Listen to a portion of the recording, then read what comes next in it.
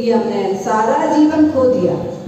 जिसके श्रृंगारों में मेरा यह महंगा जीवन घुल जाता, अत्यंत असुचि जड़ काया से इस चेतन का कैसा नाता। चेतन का और शरीर से बहुत प्रयास किया मैंने नाता जोड़ने का। ऐसा इतना प्रयास किया कि हम शरीर को ही चेतन मानने लगे, शरीर में ही चेतनता को खोजने लगे। लेकिन जब शरीर ने चेतन को छोड़ा, जब शरीर ने चेतन को छोड़ा, तब चेतन भी मुझे लगता है शरीर की ओर तब भी देख रहा था। अंतिम श्वास तक चेतन शरीर की ओर ही देखता रहा। और स्वाभाविक ही है, जब जहाँ राग होता है, जिसका लोभ हमारे अंदर होता है, बस उसी रूप तो हो जाता है। इसीलिए हम बार बार शरीर के लोभ में, शरीर के लालच में, शरीर को साफ करने में जीवन बिताया और उसी को देखते देखते अंतिम श्वास का विसर्जन किया। इसलिए अनादिकाल से हमें अनेक शरीरों को धारण करते, आज भी हमने शरीर को ही धारण किया है। लेकिन ये सारी दशा हमारी अज्ञानता वश की बनी। अज्ञानता वश हम शरीर को ही आत्मा, शरीर को चेतन, शरीर को ही सब कुछ मानते रहे। सारा जीवन शरीर की स्वच्छता में लगा दिया। लेकिन आज मेरा परम सौभाग्य है, सौभाग्य मेरा परम है कि मेरा महावीर के कुल में जन्म हो गया। और महावीर के कुल में जन्म लेकर के देव शास्त्र गुरु का मुझे समागम प्राप्त हो गया, जिनके माध्यम से मैंने शरीर और आत्मा की भिन्नता को जान लिया कि शरीर इति शरीरा, इसको तो सिर नहीं है, इसको तो नष्ट होना ही है। लेकिन इसमें जो रहने वाला है हमारा आत्मा, हमारा चेतन, यही अजर अमरता को प्राप्त हो सकता है। और ये अजर अमर है ही। आत्मा का न कभी मरण हुआ और न कभी होगा। आत्मा तो अनादि से है, अनंत काल तक रहेगा।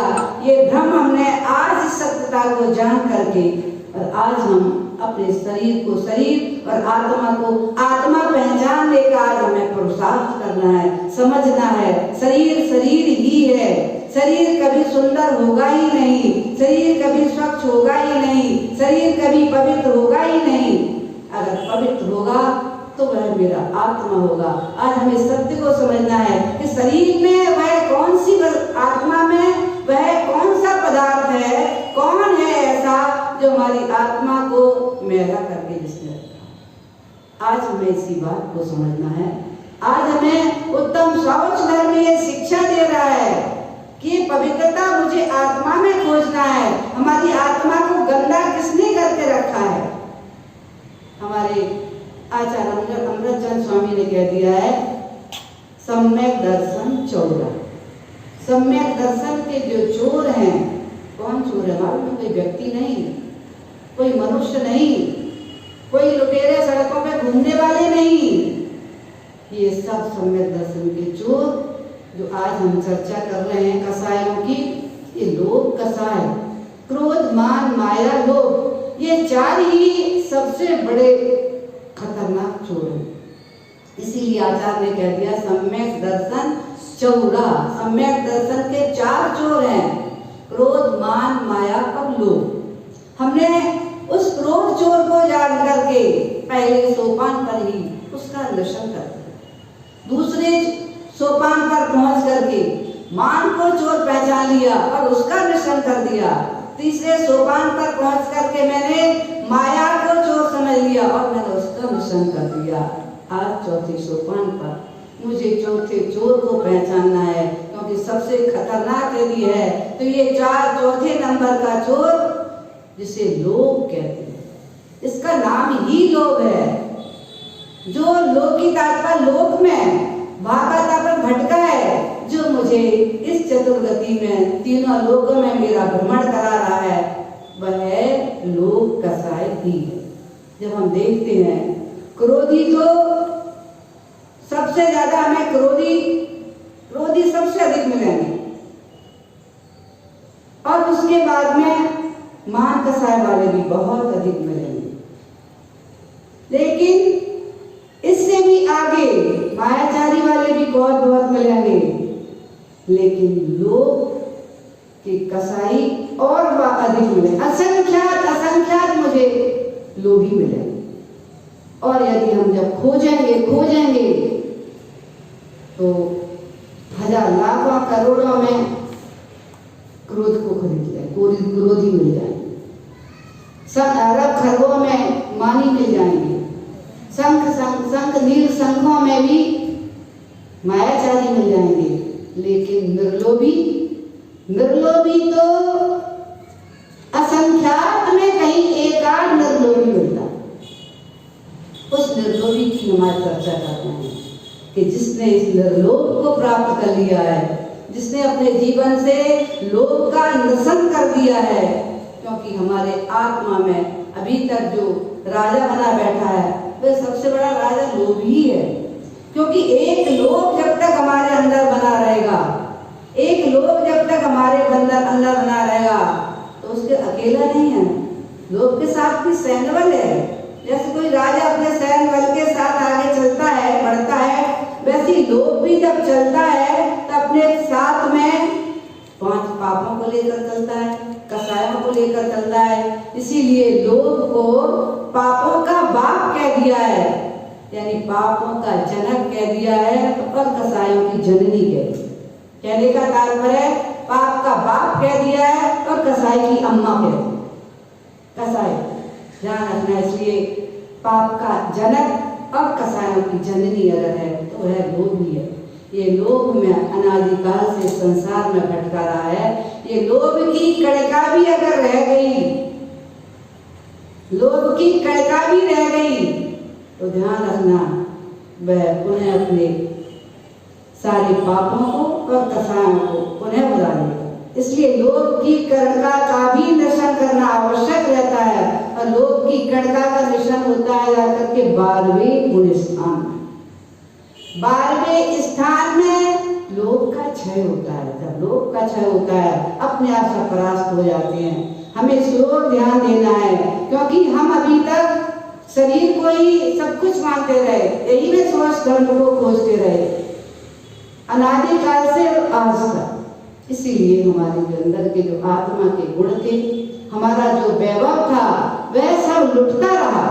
जब सम्यक दर्शन लुट गया, क्योंकि ये 4 चोर हमारे सम्यक दर्शन को ही लूट ले गए, जब सम्यक दर्शन ही लुट गया तो और शेष वैभव हमारा तो अपने आप उसके पीछे ही चला जाता है।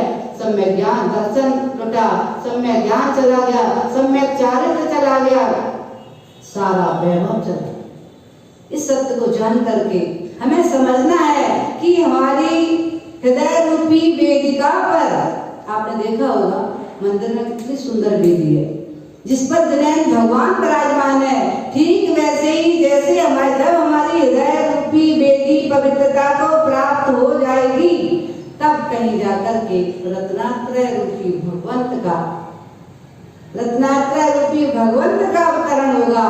और वही भगवंत जब पूर्ण लोभ से निर्लोभी हो जाएगा, तभी जाकर के हमारी उस वेदिका पर परमात्मा रूपी भगवंत का आगमन होगा। इसलिए सबसे पहले हमें अपने जीवन में इस बात को समझना है, देखना है कि हमारी वेदी कब से गंदी है, हमारा हृदय रूपी बगीचा कब से गंदा पड़ा हुआ है। कितने सारे हमारे हृदय रूपी बगीचे में लुटोरों ने हमारे सारे गुणों को रूप करके दुर्गण ही दुर्गण, कहीं राग द्वेष ईर्ष्या वैमनस्यता क्रोध मान माया लोभ, ऐसे दुर्गण हमारे बगीचे में आने से सारा हमारा बगीचा दुर्गंधित हो। इसको हम नहीं देख रहे, नहीं पहचान पाए, क्योंकि हम भोगों में सुप्त बने रहे, भोगों में सुप्त रह करके प्रमाद के वशीभूत होकर के मैंने अपनी आत्मा की वेदी का एक बार निरीक्षण ही नहीं किया। जैसे एक राजा, बहुत न्याय नीति का राजा था, जो अपनी प्रजा को बहुत चाहता था, सारी व्यवस्थाएं सुंदर करता था, और उसने सभी के उद्देश्य से नगर के बीचों बीच में एक सुंदर, बहुत सुंदर उद्यान का निर्माण करा, जिस उद्यान को देखने के लिए अनेक अनेक राज्यों के राजा आया करते थे। जिस उद्यान में चारों ओर सुंदर सुंदर फूल खिले हुए थे, फल खिले हुए थे, पूरा उद्यान महक रहा था, खिलखिला रहा था, तरह तरह के झूले थे, विश्राम गृह भी बने हुए थे, जिसको देखने के लिए अनेक अनेक राजा देखकर लालायित होते थे। सभी लोग उसको देखने के लिए आते थे। राजा भी बड़ा प्रसन्न रहता। राजा इतना प्रसन्न था कि वह भी रोज निरीक्षण करने पहुंचता था। राजकाल के और वैभव में ऐसा उलझा कि महीनों ही नहीं वर्षों राजा उद्यान में नहीं पहुंचा। जब राजा के पास सूचना आई, कर्मचारियों ने दी, बागवान ने बताया, राजा उस सुंदर उद्यान में पता नहीं क्यों दुर्गंध आने लगी। राजा बोला, दुर्गंध क्यों आने लगी? सफाई करो, उसकी व्यवस्था करो, सिंचाई अच्छे से करो, उसमें खाद पानी डालो अच्छे से, सब दुर्गंध खत्म हो जाए। सफाई की गई, पूरे बगीचे को साफ किया गया और उसके बाद में सिंचाई की गई। उसमें बहुत सारे ऐसे औषधियां डाली गई, खाद डाली गई, जिससे पुनः बाग सुंदरता को प्राप्त हो जाए। लेकिन नहीं, बागीचे में दिन प्रतिदिन गंदगी, दुर्गंध बढ़ती जा रही थी। सारे वृक्ष जो सुंदर लहलहा रहे थे, सारे वृक्ष काले पड़ गए, फूल काले पड़ गए, फल काले पड़ गए, विश्राम गृहों में भी दुर्गंध आने लगी। जितनी जगह वहां पर उसने शयन के लिए, खेलने के लिए बनाई थी, जिधर देखो उधर दुर्गंध ही दुर्गंध आने लगी। जहां आना जाना सबने बंद कर। राजा के पास पुनः सूचना आई। अब के पास राजा ने सोचा, चलो मैं ही देखता हूँ। देखने के लिए पहुंचा तो उसको उस उद्यान में प्रवेश करने की हिम्मत नहीं बनी। प्रयास किया, उसको बमन उल्टी आने लगी, घबराहट होने लगी। देख रहा था दूर से ही उस बगीचे के दृश्य को। राजा की आंखों में आंसू आ गए, जिसने इतने परिश्रम से, इतनी मेहनत से इतना सुंदर उद्यान बनाया था, जिसकी चर्चा नगर नगर राष्ट्रों में थी। राजा देख करके बहुत ही दुखी हुआ। उसकी आंखों से आंसू बह रहे थे। ये किसी दूसरे की गलती नहीं, मेरी स्वयं की गलती हुई है। मुझे शुरू में ही बताया था, काश मैं पहले ही आकर के उद्यान को देख लेता, तो मैं जो इसमें गंदगी आ रही थी, जो इसमें कोई कीटाणु आदि का जन्म हो गया था, मैं उसी समय उस बगीचे का इलाज करके, उसके अंदर जो भी आवश्यकता पड़ती औषधि आदि के माध्यम से बगीचों को सुरक्षित करके, और पुनः हमारा बगीचा लहरा रहा होता। आज तो सारा बगीचा हमारा नष्ट हो गया, सारे फल फूल नष्ट हो गए, दुर्गंध से भर गया। शायद सोच करके आप लोग यही सोच रहे होंगे, कितना मूर्ख था राजा, इसने इतने दिनों तक सूचना मिलते हुए भी ध्यान नहीं दिया। मुझे लगता है वह राजा कोई और नहीं, अपने अंदर खोज करके देखो, शायद वह राजा मैं ही हूँ, क्योंकि मेरे हृदय रूपी बगीचे में भी बहुत सुंदर आत्मा विराजमान है। सर्व सुंदर, तीन लोक में सबसे सुंदर आत्मा विराजमान है। इतना सुंदर शरीर, जिसकी सुंदर वेदी, हृदय रूपी वेदिका बनी हुई है, जिसमें बहुत सारे गुणों के फल फूल लगने वाले थे, जिसमें आत्मा राजा को विराजमान होना था, परमात्मा रूप में विराजमान होना था, अनंत चतुष्टय की प्राप्ति होना थी, बहुत सारे गुणों को प्राप्त उद्घाटन होना था जहाँ। लेकिन मैंने भी उस राजा की तरह मूर्खता करके इस अपने आत्म राजा की ओर ध्यान नहीं दी, और जिसके अंदर जैसे उस बगीचे में अनेक दुर्गुण कीटाणुओं ने अधिकार जमा करके सारे उद्यान को नष्ट कर दिया था, वैसे ही इस मेरे हृदय रूपी बगीचे में अनेक अनेक कसायों ने, पापों ने आकर के अपना अधिकार जमा करके और मेरे सारे इस आत्म उद्यान को नष्ट कर दिया। लेकिन आज इस अज्ञानता से मेरी आंखें खुल गई, क्योंकि आज मुझे देवशास्त्र गुरु का समागम मिला और मेरी रुचि जागृत हुई वीरेंद्र भगवान की भक्ति करने की, शास्त्र की आराधना, माँ जिनवाणी को प्राप्त करके, क्योंकि माँ जिनवाणी तीनों लोगों में यदि हमारे ऊपर करुणा बरसाने वाली कोई है माँ, तो माँ जिनवाणी है। उस माँ जिनवाणी के आंचल को जैसे ही मैंने पकड़ा, मैं उसके जैसे ही छत्र छाया में पहुंच करके मुझे माँ ने शिक्षा दी, बताया, तेरे अंदर तो कितना सुंदर उद्यान है, जिसमें सुंदर फूल फल लग सकते हैं, जिनमें मोक्ष का फल भी लगेगा। सत्यता को समझ करके आज मैं उस मार्ग पर पहुंच गया। पुरुषार्थ करते करते मैं इस मार्ग पर आ गया। इस बगीचे को मैंने पहचाना, आत्मा राजा को मैंने पहचाना। इस बगीचे में आप राजा का वास है, उसकी ओर मैंने निहार करके देखा कि मेरे बगीचे में भी वे दुर्गुण प्रवेश कर गए हैं, और उनको निकालने की विधि भी माँ जनवाणी ने सिखाई।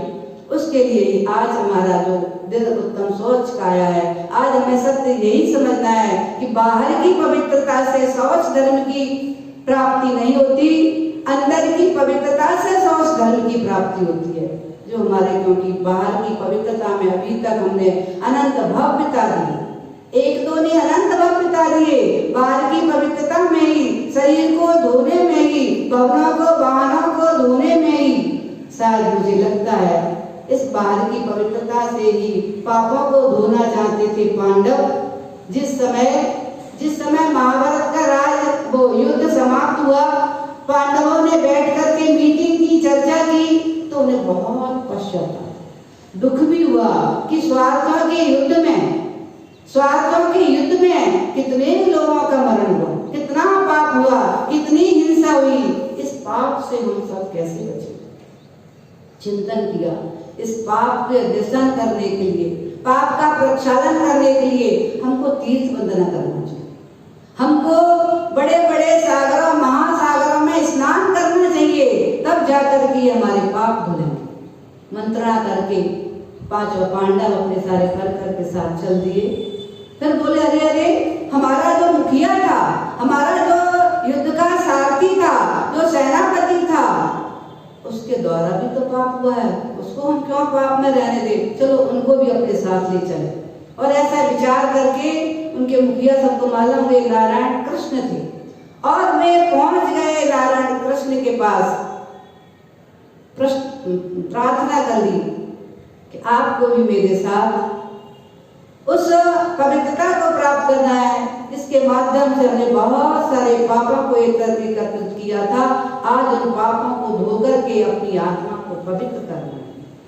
कृष्ण उस समय अपने राजकाज में बहुत बिजी थी, और वो बोले, मैं बहुत बिजी हूँ, मुझे समय नहीं है। ऐसा करें आप लोग, अगर जा ही रहे हैं तो एक मेरे प्रतिनिधि को अपने साथ मिले, और उन्हें अपना प्रतिनिधि दे दिया। जहां आप यात्रा करें वहां मेरे प्रतिनिधि को भी माथा टेक करवाएं, जहां आप स्नान करें वहां हमारे प्रतिनिधि को स्नान करवाएं। सभी ने ठीक है जो आज्ञा, उनके प्रतिनिधि को लेकर के और चल दिए। पहुंचे जगह जगह, पूरे भारत के कोने कोने में जहाँ जितने मंदिरों के दर्शन हुए, बहुत उन्होंने तीर्थ यात्रा की, और बड़े बड़े सागरों में, महासागरों में, नदियों में, जगह जगह जहाँ जहाँ प्राप्त हुए सब जगह उन्होंने स्नान किया, और मन में प्रसन्न थे। जहाँ जहाँ उन्होंने यात्रा की, वहाँ वहाँ कृष्ण नारायण के प्रतिनिधि को यात्रा कराई, वहीं वहीं कृष्ण नारायण के प्रतिनिधि के स्नान कराया हर जगह। और जब वापस लौटे, चलो पहले हम नारायण कृष्ण के यहाँ दरबार में चलेंगे, उनके प्रतिनिधि को उनको सौंपेंगे, उसके बाद में हम सब अपने राज्य में पहुँचते हैं कृष्ण के पास, और उनके प्रतिनिधि को एक सुंदर थाल में विराजमान करके उनको सौंपते हैं। सौंपकर जैसे ही चलने को होते हैं, कृष्ण बोले, अरे अरे अभी आप रुको, बहुत परिश्रम करके आए हैं, आप प्रसाद तो लेते हैं, जो आप मेरे प्रतिनिधि को पवित्र करके लाए हो, स्वादिष्ट बना के लाए हो, मैं प्रसाद में आपको भी देना चाहता हूँ। तो जो प्रतिनिधि को लेकर के आए थे वो थी तुम्बी। सभी तो जानते होंगे तुम्बी क्या होती है। तुम्बी बहुत बड़ी तुम्बी थी, और उसकी बहुत सुंदर मेवा मिष्ठान डाल डाल करके बहुत सुंदर खीर बन गई, और सबको एक एक प्लेट खीर प्रसाद में दी। जैसे ही सबने उस खीर का भोजन करना प्रारंभ किया, खाना प्रारंभ किया, कि सबने खीर के प्लेट को वहीं छोड़ा और सब थूकने लगे।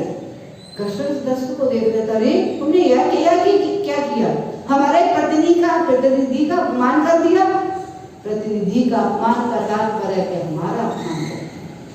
सब शांत हो गए, देखने लगे और बोलने लगे, ये बात आपका मैंने अपमान नहीं किया, ये खीर इतनी कड़वी है कि मुंह में रखने देखने से ही मेरे लिए उल्टी आने लगी, घबराहट होने लगी। कृष्ण बोले, अरे खीर कड़वी हो ही नहीं सकती, खीर कड़वी कैसे हो सकती है? जिस तुम्बी को आप ले गए थे, जगह जगह स्नान कराया, यात्रा कराई, इतनी पवित्र करके लेके आए थे, उसका स्वाद कड़वा कैसे हो सकता है? अगर उसका स्वाद कड़वा हो सकता है तो ध्यान रखना, तुम भी पवित्र नहीं हो सकते। स्नान करने से, तीर्थ वंदना करने से जो पाप ये किया है वो यदि धुल जाए, इतनी गंगाओं में तुमने स्नान किया, कहीं सरयू में स्नान किया, कभी सागरों में स्नान किया, कभी महासागरों में स्नान करके आए, उसी में इस हमारे प्रतिनिधि को स्नान करा के आए हैं। जब ये पवित्र नहीं हुआ तो समझ लेना पांडवों, केवल स्नान से पाप नहीं धुलेगा। नीर के नहाए से जो पापी नर तर जाए, मीन क्यों न तरे जिसका जली में घर है। सभी को मालूम हुआ सागरों में, नदियों में कितने पशु रहते हैं, मछलियां रहती हैं, गैंडे देखो, ये कछुए रहते हैं, मेढक रहते हैं, बड़े बड़े सर्प भी रहते हैं, कितने सारे मगर पड़े हुए हैं। कितने वर्षों से मुझे लगता है जितने नदियों और सागरों में जानवर रहते हैं जल के, वे सभी को मोक्ष हो जाएगा और हो गया होता। जितने जानवर जल में रहने वाले हैं सबको मोक्ष हो गया होता। इसलिए कृष्ण ने पांडवों को समझाया और उनके भी सत्य समझ में आ गया। शायद हम सभी इस सत्य को समझना है हमें भी कि बाथरूम में धन खर्च करने से, इतने सारी व्यवस्थाएं करने से, घर को डेकोरेशन करने से, शरीर को धोने से, कितना भी साबुन क्रीम पाउडर आदि लगाने से ये पवित्र नहीं होगा। इसका जो स्वभाव है, शरीर का जो स्वभाव है, वो स्वभाव कितना भी तुम धोना, कितना भी तेल साबुन क्रीम पाउडर सुंदर सुंदर वस्त्रों को पहना करके भी ये पवित्र और सुंदर होने वाला नहीं है। इसकी दशा तो जो है दीन शीरते अति शरीरा, शीरनाई जिसका स्वभाव है, ये कभी पवित्र नहीं होगा। अगर पवित्र होगा तो कौन होगा? पवित्र होगा तो मेरा आत्मा। मेरे आत्मा में जो दुर्गुण छुपे हुए हैं, जो चोर बैठे हुए हैं, जिन्होंने हमारे आत्मा को विकारित कर दिया है, उन उस गंदगी को, उन चोरों को, उन दुर्गुणों को हमें अपनी आत्मा से निकाल करके हमारी आत्मा को हमें पवित्र करना है। आज आत्मा को पवित्रता का ही दिन है। ध्यान रखना, शुचि भावा इति शौचा, वह पवित्रता हमें अपनी आत्मा में खोजना है। जिनकी आत्माएं पवित्र हो गई, चाहे वे चक्रवर्ती रहे हो, चाहे वो तीर्थंकर रहे हो, शांत कुंत और अरय तीर्थंकर जो थे, इनके पास तो संसार में भ्रमण कराने वाले तीन लोग की संपदाएं थी। 6 खंड का अधिपत्य था, सुंदर शरीर का वैभव था और साक्षात तीर्थंकर पदवी जिन्हें प्राप्त हुआ था। ये 3 संपदाएं जिन्हें प्राप्त हुई थी, लेकिन उन्होंने सत्य को जान लिया कि ये संपदाएं भी हमारे लिए पवित्रता देने वाली नहीं है, हमें भगवंत को, हमारे भगवंत को प्रकट कराने वाले नहीं है, हमारे अंदर शुचिता देने वाली नहीं है। ये तो सब लोग के ही कारण, चाहे वो सुंदर शरीर हो वह भी लोभ का कारण है, चाहे धन वैभव हो वह भी लोभ का कारण है। और तीर्थंकर पद में ही हम राग करते रहेंगे तो भी हम उसी के लोभी बने रहेंगे। इसलिए उन तीनों तीर्थंकरों को विशेषता थी कि तीर्थंकरों के 3 पद नहीं होते, लेकिन ये उद्धव उत्तरपणी का प्रभाव था कि शांत कुंत अरय, इनके लिए 3 पद प्राप्त हुए। 6 खंड का अधिपत्य प्राप्त हुआ, सुंदर कामदेव शरीर प्राप्त हुआ और तीर्थंकर का वैभव प्राप्त हुआ। इनके प्रति भी लोभ को जब छोड़ा, जैसे ही क्या किया तो उन्हें अनंत वैभव की प्राप्ति हुई। अनंत वैभव की प्राप्ति हुए तीनों तीर्थंकर, जैसे ही उन्होंने राज वैभव का त्याग किया, वस्त्र आभूषण शरीर के सारे सुंदर वस्त्रों का त्याग किया, वैसे ही लोभ कषाय का दर्शन हुआ। और लोभ कषाय का जैसे ही दर्शन हुआ, 12वें गुणस्थान में क्षीण कषाय का जो गुणस्थान है, वहाँ सभी प्रकार की कषायों का दर्शन हुआ। सबको उन्होंने परास्त करके विजय को प्राप्त की। वैसे ही उनको केवलत्व की प्राप्ति हुई, आत्मा परमात्मा को प्राप्त हो गया और 3 लोक के आधिपत्य को